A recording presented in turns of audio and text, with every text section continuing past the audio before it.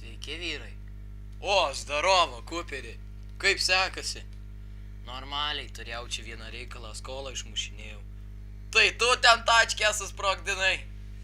Ne, ten buvo tiesiog nelaimingas susitikimas. Ai, be to, kur Zylė, aš noriu su juo pašnekėti.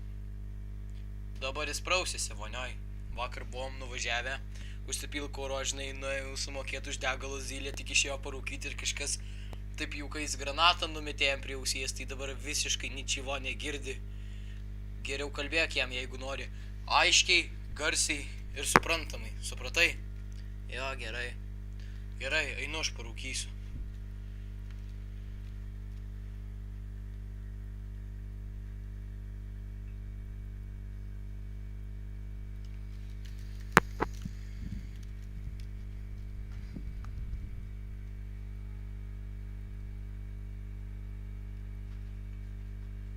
Kas čia per kadras?